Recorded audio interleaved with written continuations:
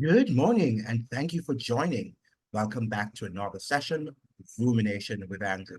And this is a wonderful privilege, one more time, to be with you to discuss a very important topical matter. Now, I'm hoping that you're having a fantastic day or your day has begun with great, what should I say now, fanfare, right? And that you have great dreams, aspirations for the day, a new day, right? A new outlook on life, and a new sort of thinking, right? Now, today we're going to talk about the whole concept of partisan politics in Washington, D.C. And we are seeing every day as the political drama unfolds, right? We're seeing lots of things happening in Washington, D.C. And yesterday, we made a video about why the world is so concerned about American democracy. And you need to view that video. Now, I'm sometimes concerned with what is happening at YouTube. So be sure to subscribe and also to like the videos that the algorithms will trigger the video to be shared. Now is not the time to be talking about whether you're conservative or you're liberal, because that those words don't have any meaning anymore, right?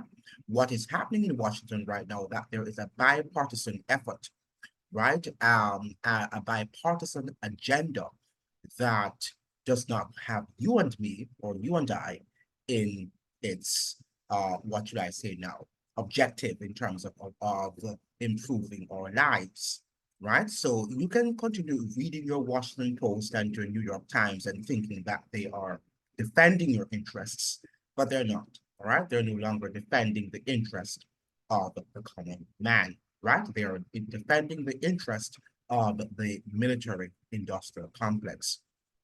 Now, you hear me say that a lot, the military industrial complex, and one of these days we should talk about what is really the military industrial complex. Now, but when you talk about military, you understand that militarism, right, does not lead to democracy. You can't have militarism and democracy on one soil, right? Either or, and Americans will eventually have to choose. And I'm not sure they will have to choose because they will not be given that opportunity to choose, right? It has already been chosen that militarism is going to be the future ideology that governs everything in Washington, D.C. It has always been the U.S. foreign policy to impose militarism and imperialism on foreign countries. But Americans, a lot of times, because they are so caught up in the nonsense and the vain activities that they participate in on the soil, right? They weren't paying attention, right? Because going shopping and and the school system not being so adequately um, equipped, right, with the sort of knowledge that they need. They think that the world is this great, should I say, utopian um, society in which, America runs the show and they are representative of the American military industrial complex.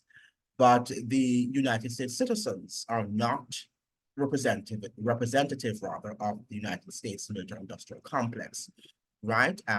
We mentioned yesterday that the US elites which control, or who control, I should say, the military industrial complex, they find the US citizen, right, to be repulsive, right? Because US citizens represent what is known as the US Constitution, right?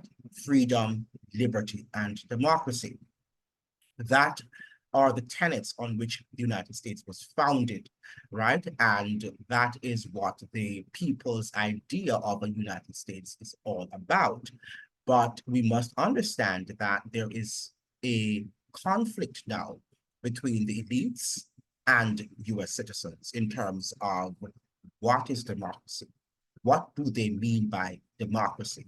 Certainly, in the eyes of the elites, democracy does not mean freedom, right?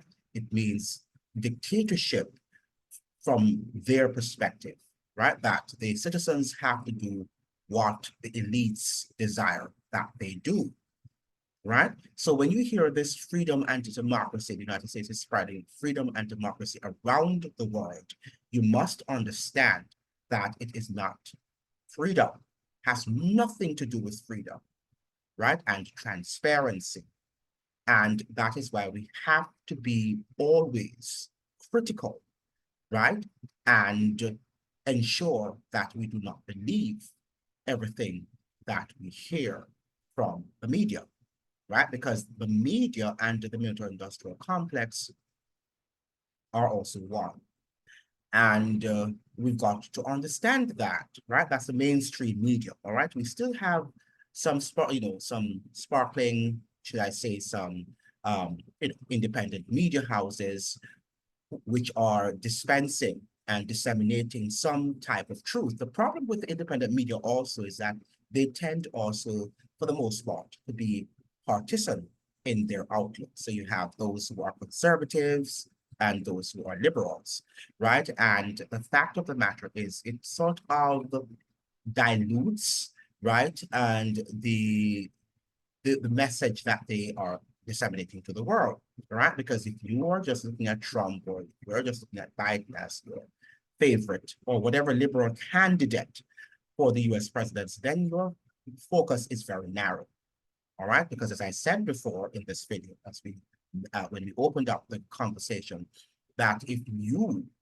think that these words, liberalism and conservatism, are going to have meanings, right? Then they don't, because the fact of the matter is that the elites, for the most part, are neither liberals nor are they conservatives, right? They're just putting you into camps to divide you and then to conquer you, right?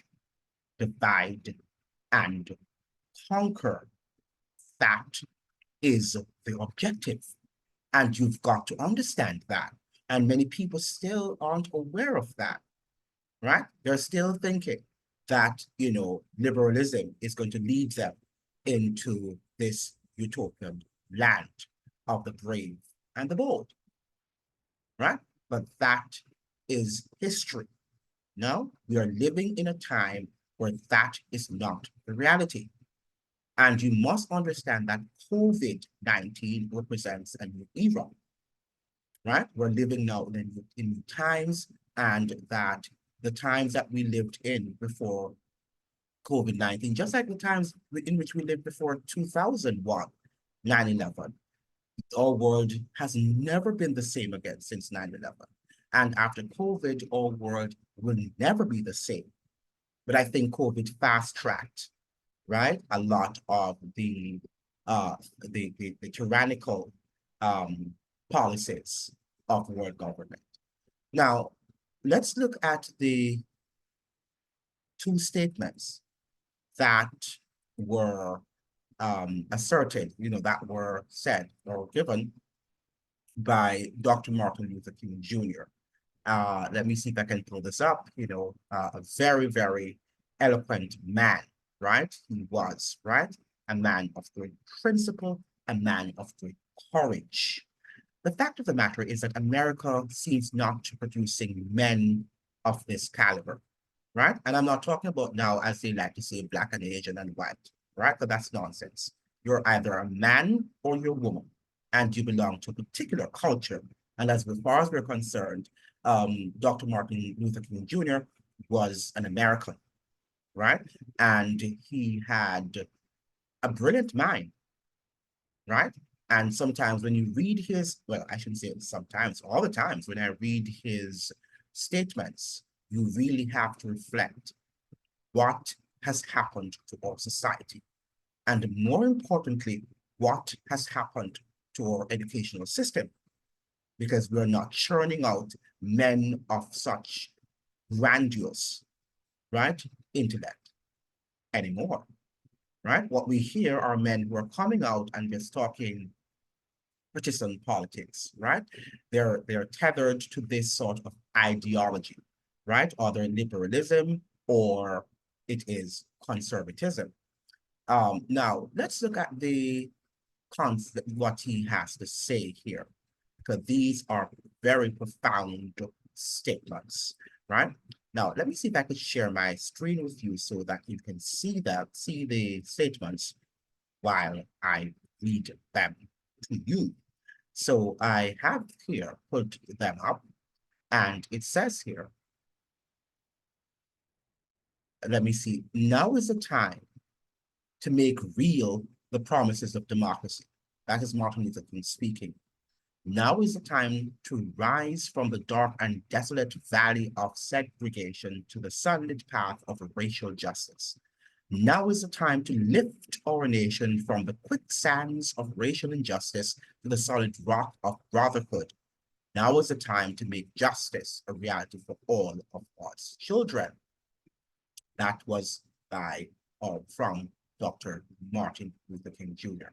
Now, this will be the day when we shall bring into full realization the dream of American democracy, a dream yet unfulfilled, a dream of equality of opportunity, of privilege and property widely distributed, a dream of a land where men will not take necessities from the many to give luxuries to the few, which is happening right now. Right, another one. The contemporary tendency in our society is to base our distribution on scarcity, which has vanished, and to compress our abundance into the overfed mouths of the middle and upper classes until they gag with superfluity. If democracy is to have breadth of meaning, it is necessary to adjust this inequity. It is not only moral, but it is also intelligent. We are wasting and degrading human life by clinging to archaic thinking, right? And that is a rather profound statement, right? And one of the archaic thinking or thinkings that is in America is the whole concept of a race, right? That you have all of these different races. It's archaic. Furthermore, it is a delusion, right? If Americans understand that what they have is a culture that they need to, aspects that they need to improve on, aspects that they can be proud of, right? But to be having discussions constantly about race and racism and all of that, it's distraction. And what they need to understand is that we're humans, and whether you have injustice, deal with injustice and use the laws to deal with the injustices. What we have are people who they're trying not to prod up as, oh, they're heroes because they make some good statements, right? And when these men, right, disappoint them, they think that their entire lives are over, right? So what we need are strong laws to govern, formidable laws that of the land that will be able to govern all individuals, right? And that these laws are equitable, right? And that they do not discriminate against citizens, right? Because discrimination we are going to have, right, in this society. But we should create laws that will help to mitigate against some of these elements of discrimination, right? I saw this guy, I think he is a, or was once a professor at Harvard University. Is it Dr. Frere, Roland Frere or Frere? But he had a video. I did not watch the video, but I saw one of the titles of his video saying that data can be used to, to solve the problem of discrimination. How can we use data to solve the problem of discrimination? Right? Discrimination is a moral concept, just like racism is a moral concept. It's a moral issue, right? It comes from the heart. And we can't change people's hearts, right? Only God can, right? We can appeal to their consciences, but we can't exercise the will of their consciences, right? And this is what we have to understand. The only way we could use data or, control the will and the hearts of people is through dictatorship, right? By telling people that you have to do this. This is my way or the highway. right? And this is not the society that we want to live in. And that's why in some cases, discrimination, once it does not pose a harm to an entire group of people, right? But we are going to be discriminated against because, all of us discriminate, right? And discrimination sometimes is positive. Do you know that? You have positive discrimination and you also have negative discrimination. If I see, for example, a group of people who is right, you know, using drugs, right? And I decide that I do not want to be a part of that group, that is positive discrimination, and rightly so, because I am not a person who uses drugs, right? So therefore, I decide not to be a part of that group, right? If I see a group of people again who likes to gossip, right? And I decide that I don't want to be a gossiper and I'm not going to be a part of that group, then that also is another positive form of discrimination. But if I'm just going to look at a person and don't like the person, even though I don't know the person, or if I'm going to look at a particular group without knowing them and saying all of that particular group because they have the same, typical, appearance, then I don't like them, and I'm going to do everything to prevent them from growing economically, socially, politically, and in all facets of their lives. Then that is negative. It's an example of negative discrimination, right? But sometimes when the media uses discrimination, we tend to think that discrimination in all forms, right, is something that is not good, right?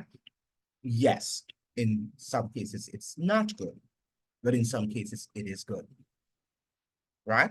And nothing is wrong with discrimination if it is used to empower you, right? A teacher, for example, has to discriminate, right? When the different students come to the classroom, some of them are not equally educated.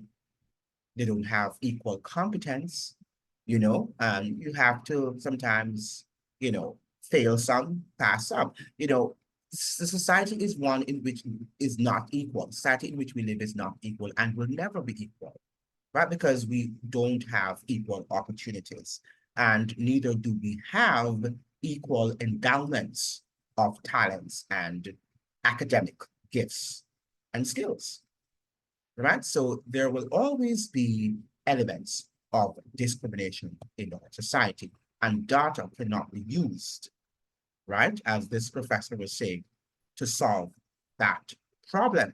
It's almost interesting how we think we can use data to solve anything in society. I mean, data can be used to give you an insight into what is happening and to look at the pulse, but it can't look at every facet of what is happening in the human life.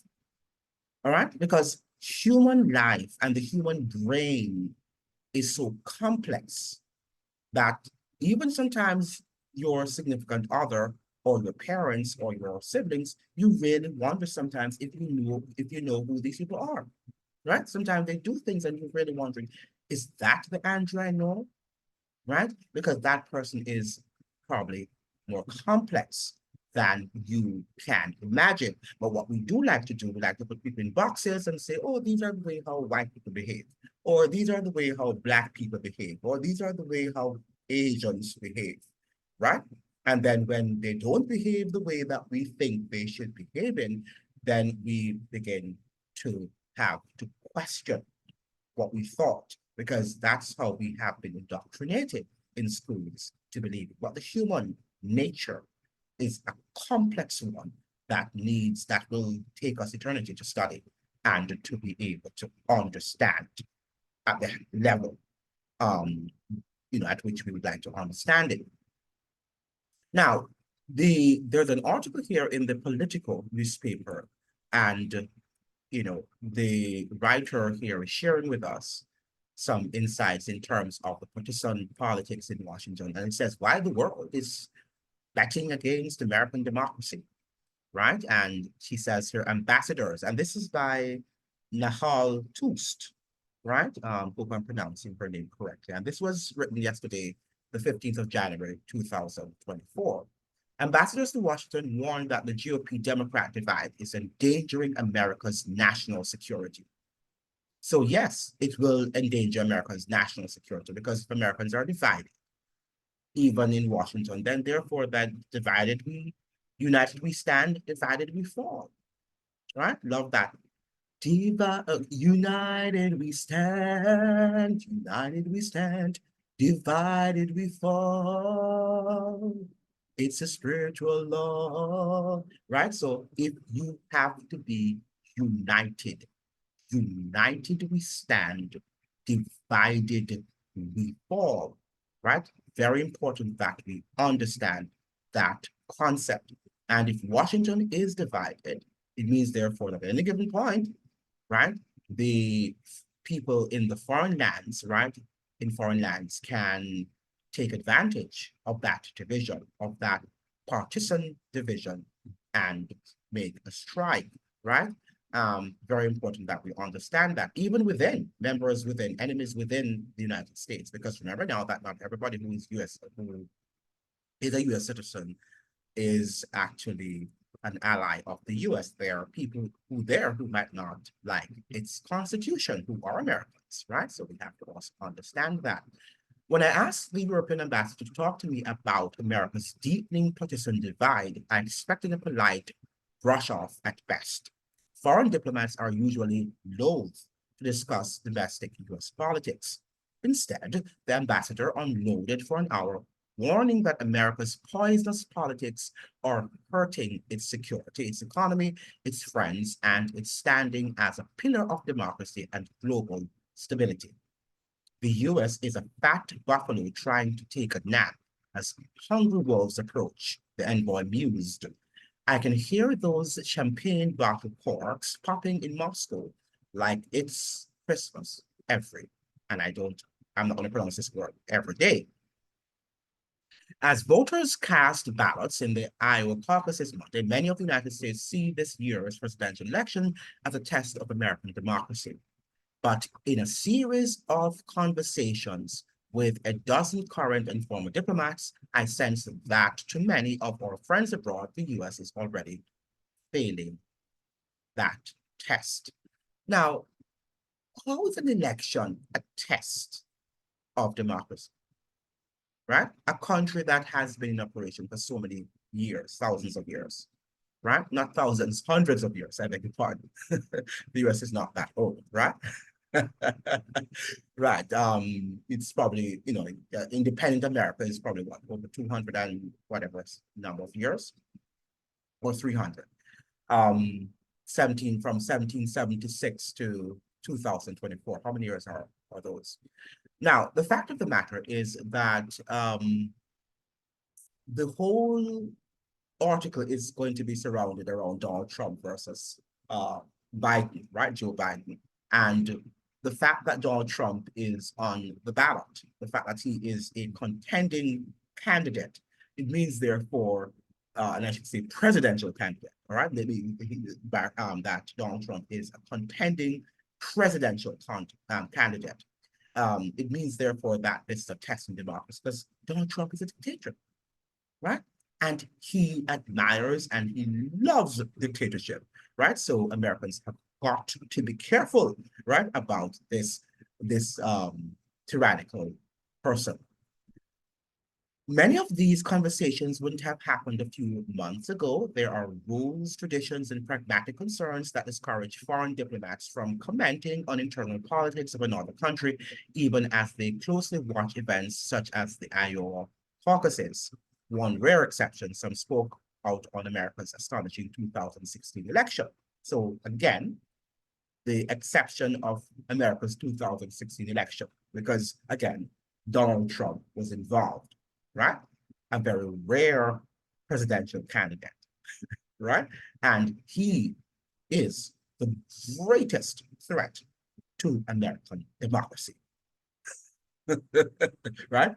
Donald Trump, former president of the United States, who spent 4 years in office, right? Largely behaving like a typical American president, right? Braggadocious, right? Narcissistic, right? And a willingness to invade countries if he can. Remember now that Donald Trump tried to invade Venezuela. And I think he did it twice, right? And he failed, right? So there are people who say that Donald Trump didn't start a new war, but yeah, he was willing to go to war with Venezuela, right? But that he was not successful in that effort, right? So we need to go back to the drawing board and know that Donald Trump, yeah. And, there are other political commentators who have said that the drone wars that, started really, really began um, or accelerated during President Obama's tenure, that, many of the drone wars we don't know in terms of how many drone wars have been waged, right? These are classified information, right? So we don't know how many drone wars were waged under the Trump administration, right? So something for us to understand when we say that he was this peaceful candidate or peaceful president, one who never brought us a new war. How do we really know that? If a lot of what happens in Washington, D.C., right, and in the political realm, is classified information, right? Means that we will never know, right? So that's the sort of democracy in which Americans are living. Now, when the United States voice is not as strong, is not as balanced, is not as fair as it should be, then a problem is created for the world, said Ronald Saunders, Antigua and Barbuda's longtime ambassador in Washington, D.C. And I think it's a fair comment because the world tends to look up to America's democracy, right? And tend to think that Americans are the exemplars, right? Only if they would read the history. Now, the Constitution is, right? But the attitudes and the sort of actions, people's actions towards democracy, really, America has not been the standard. In fact, Martin Luther King, Dr. Martin Luther King Jr., even when, in Jamaica, and I think it was in independent Jamaica, because Martin Luther King Jr. was a frequent visitor to Jamaica. And he thought that America's ideals of democracy should be based on what he saw in Jamaica, right? Where people of all different ethnicities, lived and they lived together. Was Jamaica a rich country? No, it wasn't. But he thought that the whole fact that he could see a white Jamaican, what we call a white Jamaican, that is person of European descent, an Asian Jamaican, an African Jamaican coming together, living together, and just being Jamaican. That was what he expected America should have been in the 1960s, right? Without attaching all of these, what should I say, titles to you, whether you're Asian American or you're this American, Italian American, or you're African American, you're an American, right? And as Jamaicans are Jamaicans, right? Irrespective of their ethnic background, right? They are Jamaicans, right? And there are people sometimes who contest people's Jamaicanness because you don't look the way that they think that a Jamaican should look like, right? And ignorant people, that is. But the fact of the matter is that we need to understand that America's democracy is in danger, right? And we need to look closely at what we can do to salvage it, or dictatorship is going to be on its way. Now, the diplomats focused much of their alarm on U.S. debate over military aid to Ukraine. I was taken aback by how even some whose nations had little connection to Russia's war raised this topic. You see how the partisan element is coming out now, because she's now going to talk about the fact that, Putin is a dictator and that Trump didn't want, or the conservatives, I shouldn't say Trump, but conservatives didn't want the war to be waged against Russia. But I said it yesterday, the Democrats and Republicans wage different wars. So don't be surprised if the Republicans come back to power and they're waging a full-scale war against China. But the Democrats, wanted to launch a full-scale and seem to be launching a full-scale war against Russia, right? And the book Full Spectrum Dominance, as we have, read some excerpts from that book, and you need to go back to the video, Is America a Democracy or a Global Empire, right? A video that I made very, very early on in my YouTube uh, publications, right? I did upload a video titled, Is America a Global Empire or a Democracy, right? And I did cite to you some excerpts from the book, Full Spectrum Dominance, and in which, we spoke about the fact that the whole system of America's military quest, right, is to control Eurasia, right? And Eurasia is a region. And the whole concept came from Halford Mackinder, and he was an expert on British imperialism and a philosopher in terms of, he advocated British imperialism, right? And he wanted Britain to control the world, right? And he thought that in order for British at the time to control the world, that she needed to have conquered Eurasia, right? And they think that the heartland of Eurasia is Russia, right? So if they're going to control the world, Russia has to be defeated. Russia has to be destroyed, right? So don't think that the war that was being waged in the Ukraine, right, against Russia and stuff like that, has to do with defending democracy in the Ukraine, right? It's a bunch of nonsense, right? Russia has to be defeated in America's quest for full spectrum dominance. And that is what we need to understand. There are other nations too that we're not going to delve in right now. Now, let's continue with the article. They remember how when Russian launched its full-scale invasion of Ukraine, many Republicans downplayed concerns about the far-right fringe in their party that questioned what was then solid bipartisan effort for support.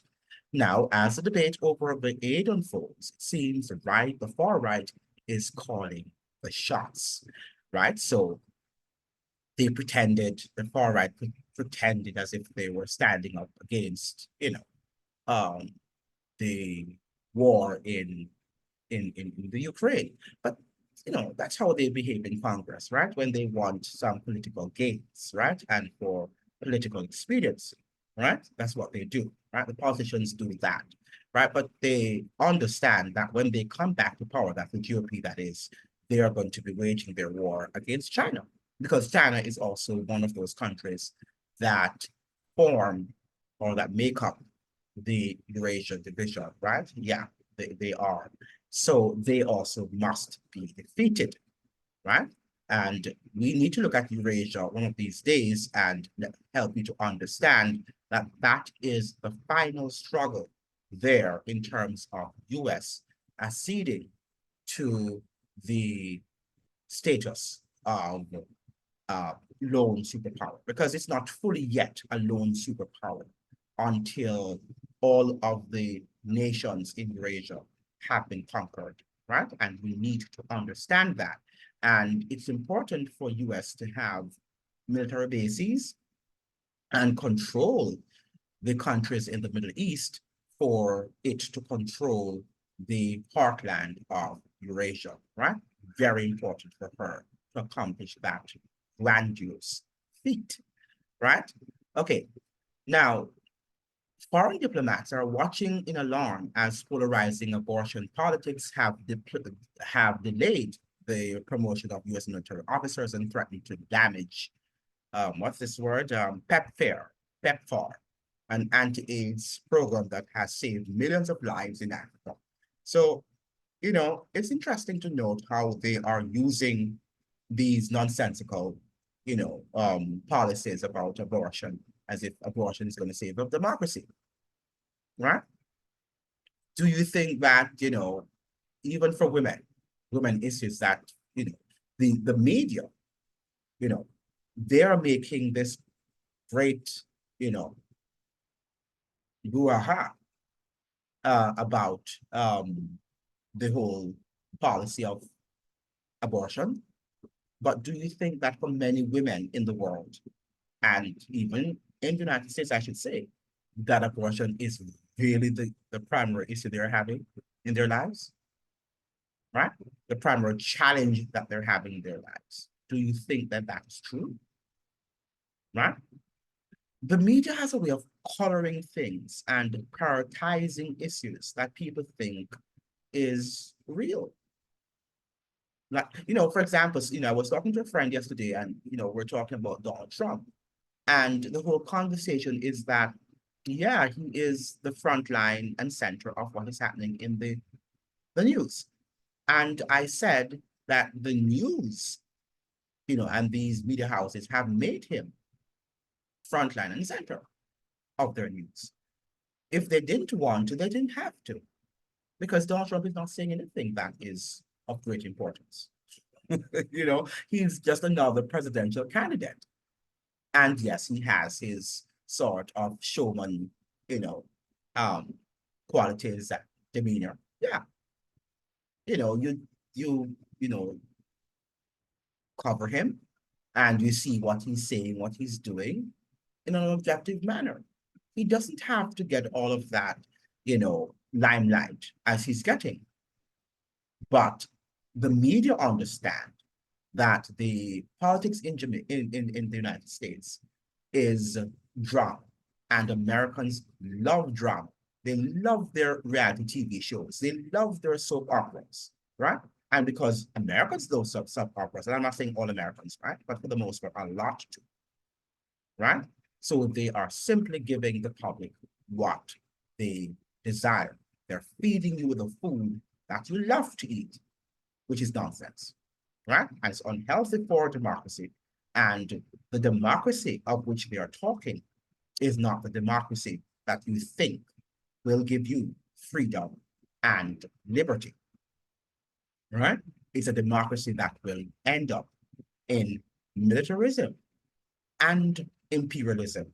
And these are words that we use often, and I don't think we have a clear concept of these two terminologies. We think is a militarism just having a military, right? But you will understand very carefully. And if you want to understand, just read the history of Latin America, right? Of Chile, right? Of Brazil, right? Of Nicaragua, Honduras, Panama, these histories, right? And sometimes recent histories. And you will understand what US militarism and imperialism is all about, right? You need to understand what happened in these countries. And many other countries, I just cited a few, right? But many other countries will be able to educate you about what that US militarism and imperialism represents, right? Because many Americans are living in a dream world. They're delusional and they're not living in the real world, right? They're living in the world of Walmart, right? And shopping, right? And having all of these gimmicks and thinking that society is going to last in the way that they think it should last, right? Now, when Republicans and Democrats strike deals, they love to say it shows the system works. But simply having a fractious, lengthy, and seemingly unnecessary debate about the topic of global security can damage the perception of the US as a reliable partner. It is right that countries debate their foreign policy stances, but if all foreign policy issues become a domestic political theater, it becomes increasingly challenging for America to effectively play its global role on issues that need long-term commitment rather, and US political capital, such as climate change, Chinese authoritarianism, peace in the Middle East, and containing Russian gangsterism, a third European diplomat warned. Now, is climate change really a major priority? And Chinese authoritarianism, right? Now, this needs to be extrapolated on, right? What is Chinese authoritarianism? And are we in the Western world seeing signs or elements of authoritarianism in Western politics, right? Something that people need to do their research on for themselves. Now, some of the diplomats stressed they admire America. Some attended college here. They acknowledged they don't have some magical solution to the forces deepening its political polarization, from gerrymandered congressional districts to a fractured media landscape, because that's what it's, a fractured media landscape. I don't think anybody trusts American media anymore. I mean, for a long time, people have always wondered that something is wrong with American media, right? And we all know that it has always been biased, right? And they show you what they want to show you and not necessarily what should be shown. And that has been happening for years. But at least maybe during the 1980s and before, they were a little bit more balanced, right? But as we got into the decades of the 1990s and the proliferation of the cable industry and the concentration of the media houses into just a few, into the hands of a few billionaires, then we saw where America's media started to decline. And that if you should, I really wonder how people listen to CNN and the Fox News. They're just repeating the same thing over and over again, right? What sort of intellect do you have to sit and listen to the same nonsense all the time, 24 hours a day? Just bombarding your ears with that nonsense, right? And you have a cell phone. Some of you sit with your dead brains before this CNN and Fox News, right? And the MSNBCs. And with your cell phones, why don't you just take up your cell phones and search for some good articles and different perspectives that will enlighten and illuminate your minds, right? Instead of depending on CNN to inform you, which it is not going to inform you, or Fox News, it's not going to inform you in the way that you should. And I know that it should be informed because you think you're informed, but if you're watching Fox News and the CNN and the MSNBCs or just the ABCs or any of them, right? You're not an informed individual, right? And that is what you need to understand because American media houses, the American media landscape, as the diplomat here, describes and aptly describes, right, is a fractured one, right? Is a fractured, and that's a very good word that he has used. The world does not have time for the US to rebound back, the former agent ambassador said. We've gone from a unipolar world that we're familiar with from the 1990s into a multipolar world. Now, that I don't agree with. Are we really living in a multipolar world? It appears so, but it is not so. The US is still, yeah, it does not yet have full spectrum dominance, right? But it is gearing for that.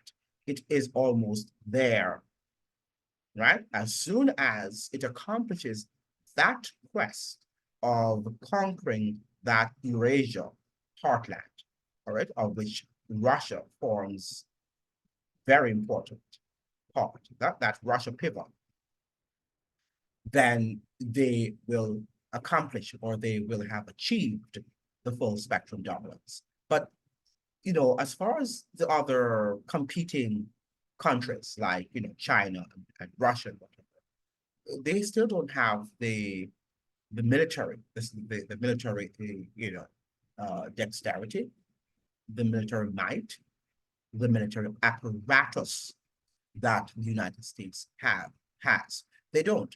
And so I think that to suggest that we're living in a multipolar world is just an ideology, right? And we should, I would vouch for a multipolar world, in thought, right? And in principle. But I know that in reality, that does not exist and will never exist. Because once you have an empire, which the United States is by definition and is by reality, then you will never have a multipolar world. Do you think when Greece or the Roman Empire, the Greek Empire or the Roman Empire, or the Egyptian Empire or the Babylonian Empire, do you think when they were in power, they had a shared multipolar world? Or they wanted to? They aspired to? No, they wanted a unipolar world, right? And as far as I am concerned, the American Empire is an extension of the Roman Empire, just as the British Empire was, the French Empire. They were all, you know, breakaways from the Roman Empire. And the Roman Empire was the Iron Fist Empire, right? One that could not be broken, right? But then, of course, the Bible talked about the iron mixing with the clay, right? So it was weakened, right? And that's the element we're seeing now in the US. But these empires, the point I'm making here, right, without giving you a biblical lecture, is that the American empire does not seek or is not desirous of sharing its glory, right? It's imperial glory, right? It will not do it. It is not doing at the moment, right? And it will never do it, right? You must understand that. So all of these diplomats talking nonsense about this multipolar world, beautiful, right? That's a beautiful word to use, right? And we should always aspire to that. But we know in light of what, imperial undertakings are, that we will never live in that world where you have empires, right? Russia's diplomats, meanwhile, are among those delighting in the US chaos and fanning it. The Eastern European ambassador said the Russians had long warned their counterparts not to trust or rely on Washington. And now, what do they say? We told you so.